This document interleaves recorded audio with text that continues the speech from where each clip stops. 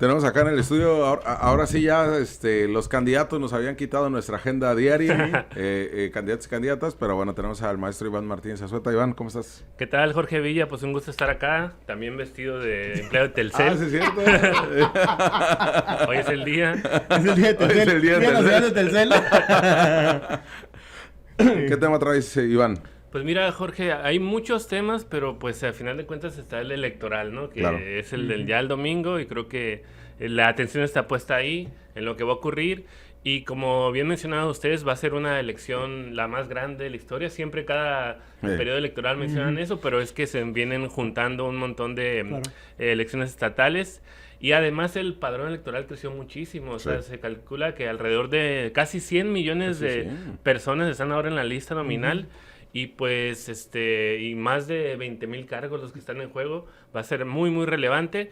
Y pues a grandes rasgos, yo creo que se juega, pensándolo desde la izquierda, yo creo que hay varias posiciones que pueden ocurrir que vale la pena analizar, sin hacer proselitismo ni nada, ¿no? Respetando la veda electoral, pero creo yo que por un lado está pues quienes van a votar por la opción progresista, ¿no? Que está en la boleta. Que no necesariamente la izquierda, ¿no? Que no necesariamente. Y bueno, ahí hay matices, ¿no? Dependiendo de cada estado y demás, ¿no? Hay quienes van a anular su voto, que creo yo que también es una forma de quienes no se sienten representados, sobre todo desde la izquierda con las opciones políticas que existen. Es importante. Está esta propuesta que se hizo de los colectivos de familiares de búsqueda de votar por poner el nombre de un desaparecido en la boleta, que también me parece relevante, o quienes van a anular su voto de otra manera, ¿no? Entonces me parece también muy relevante. Y por supuesto también una manera de quienes no creen ni siquiera en esas vías democráticas, pues no van a ir a votar, ¿no? Entonces eso es como las tres grandes posiciones que creo que van a haber. Y bueno, también ha habido muchos llamados, por ejemplo, al tema de los contrapesos, ¿no? Al tema que me parece que es muy, muy importante analizar, porque se habla de que ya hemos padecido en la historia de México la experiencia de un partido único, ¿no? De que gana todo, que este es el partido símil del Estado. Y entonces hay estos llamados a que un mayor pluralismo político puede equilibrar la balanza para que no se cometan abusos con esa concentración de poder. Pero ves quiénes están como alternativa para hacer contrapesos y dices, pues es que en lo concreto en esta elección, realmente quienes van a verse beneficiados son los líderes de los partidos, ¿no? Políticos de la vieja rancios, ¿no? Como por ejemplo Mario Fabio Beltrones, por decir alguno. Y sin hacer campaña, además, porque hacer campaña, a nivel federal sigue manteniéndose la lista, ¿no? Que esos diputados plurinominales de lista no mejor perdedores, ¿no? Claro, sí, totalmente. Entonces, ahí es cuando cuestionas realmente la utilidad de buscar esa vía de contrapesos. Y la otra es que, históricamente, el hecho de que el poder también esté repartido en muchos trozos, por así decirlo, que esté disgregado, que no esté concentrado, no necesariamente significa que va a representar a la ciudadanía, porque lo que ocurre a veces es que al tener menos poder, a estar, insisto, más disgregado, atomizado, todos los poderes fácticos, ya sea del crimen organizado, los grupos empresariales, los grupos de interés, pues tienen mayor incidencia sobre esos otros pedazos del poder, ¿no? Entonces, realmente no significa eso. Yo creo que lo más importante es seguir cuestionando, seguir participando de manera crítica en la sociedad, más allá de las elecciones. Creo que el domingo va a ser digamos, es algo que se ha logrado, que se ha ganado con base a mucho sufrimiento, el poder elegir, el poder votar, ¿no?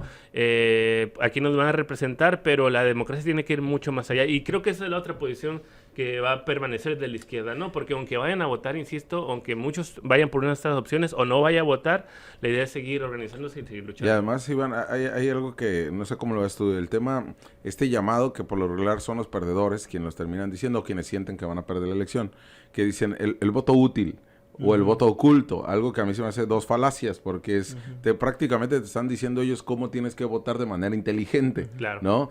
Como si tú por sí mismo no supieras cómo votar o a quién definirle tu voto, porque también es falso esta parte de decir, si tú es voto inteligente si tú votas por diferentes partidos.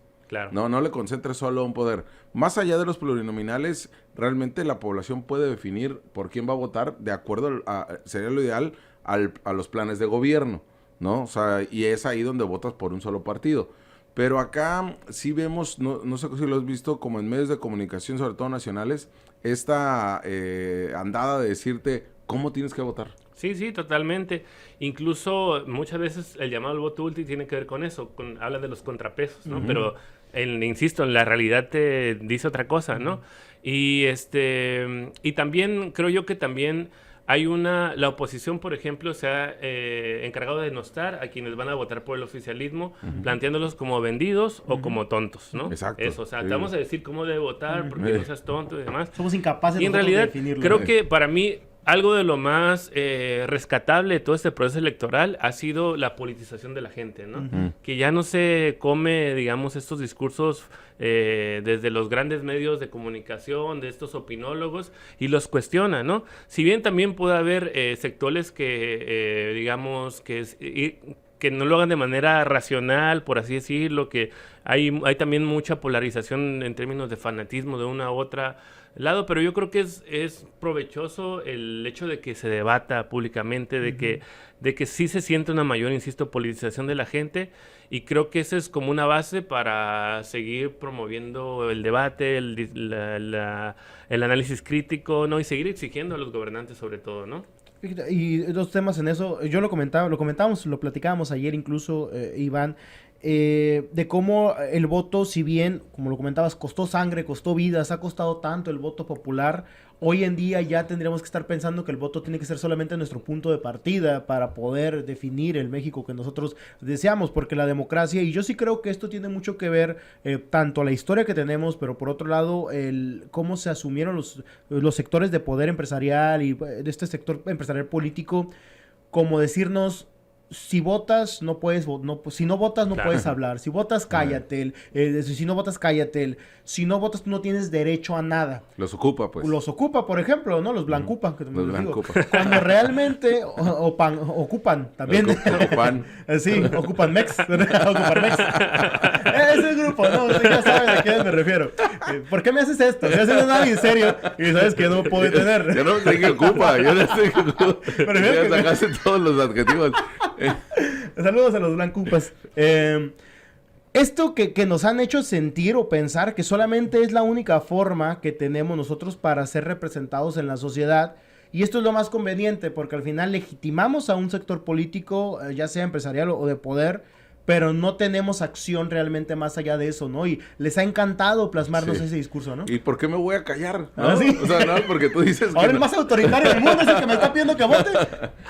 Sí, totalmente. Y luego cuando uno va a las calles a protestar, te critican, ¿no? Porque pues esas no son las vías. Pero, no son las pero formas, si te vistes de rosa, no. Si te vistes de rosa, no, por supuesto, ¿no? Si dices de rosa, puedes estorbar todo lo que quieras en la calle, ¿no? Puedes parar el Zócalo si quieres. Pero al contrario, o sea, tenemos el derecho al voto garantizado en la Constitución, e insisto, con toda esa historia que costó mucho sufrimiento, pero también tenemos la obligación, ¿no? La obligación de ser vigilantes, de ser críticos, de exigirle que a las y los candidatos ya electos que cumplan sus propuestas y de participar en donde se pueda, ¿no? Yo creo que también estas coyunturas nos hacen reflexionar sobre también el modelo democrático propiamente que existe en el país, y me refiero porque no solamente informalmente hay esas maneras de participar activamente en la política, ¿no? Sino también deberían ya impulsarse las otras vías de democracia participativa, democracia directa, y creo yo, comentamos ayer, que ojalá que en las próximas elecciones, ya aparte de votar en estas vías de democracia representativa, también se lleve un tema para consultarle a la gente, ¿no? Ahora el presidente López Obrador ha mencionado mucho que parte de las reformas que busca impulsar es que ahora el INE también sea instituto de consultas, y que se impulse eso. Me parece algo positivo.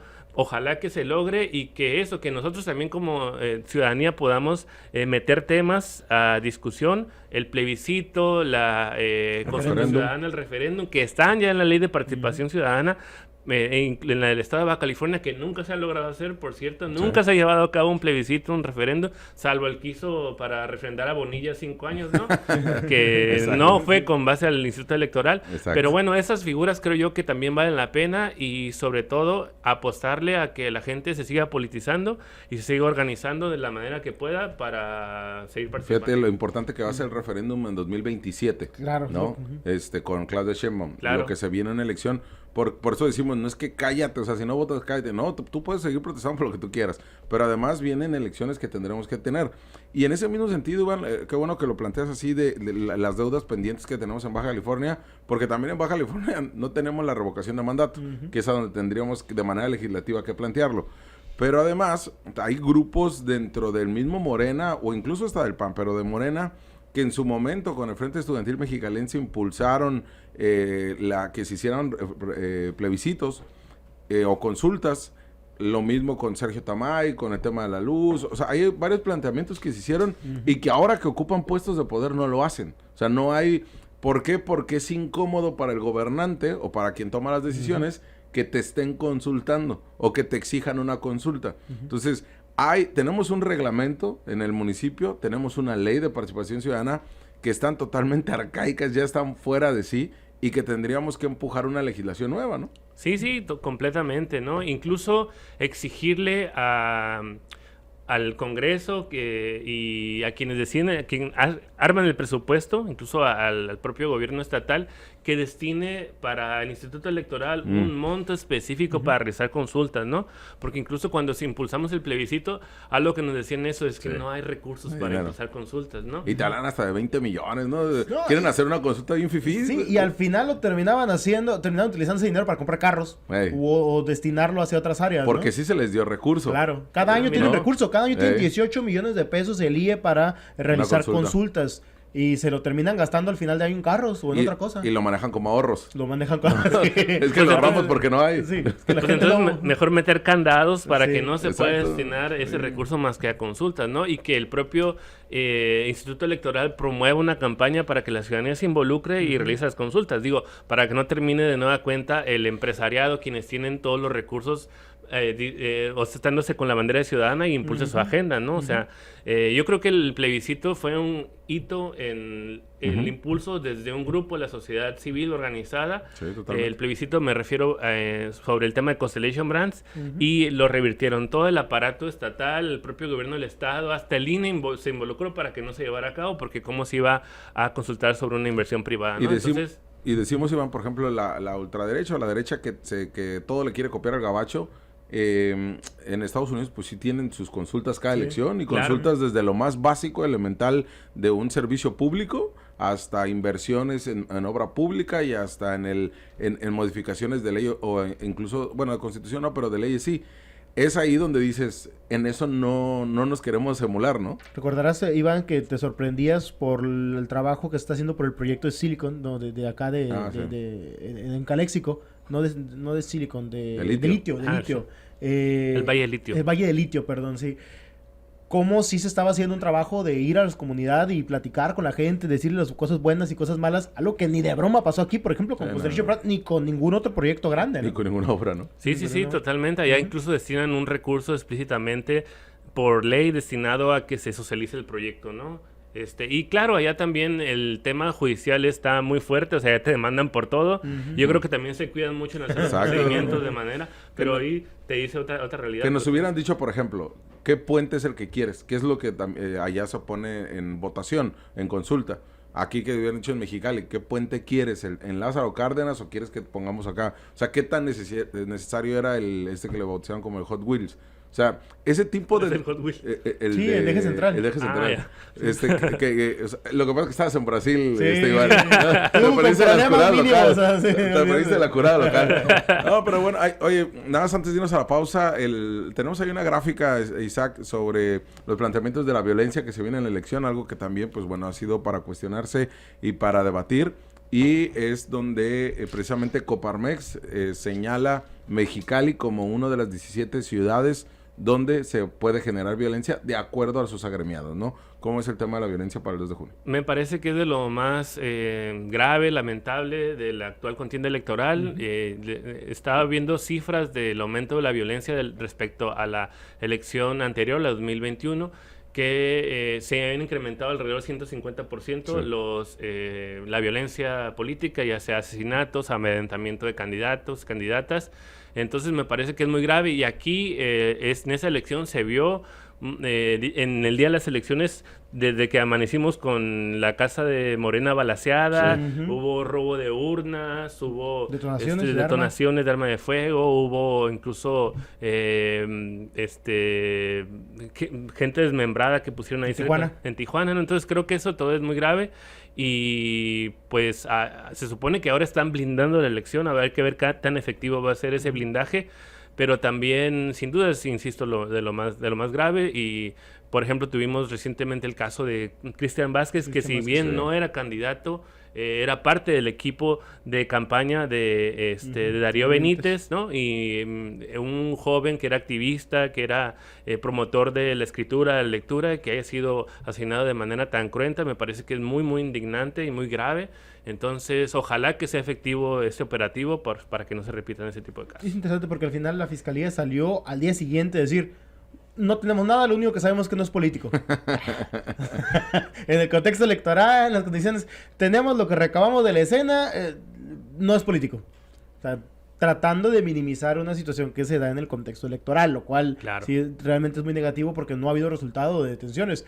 O sea, no dicen no es político, pero ¿de qué es entonces? Pues, ¿cuál es el trasfondo? Pero bueno. Son los ecos de la nota capital. Ciudad Capital.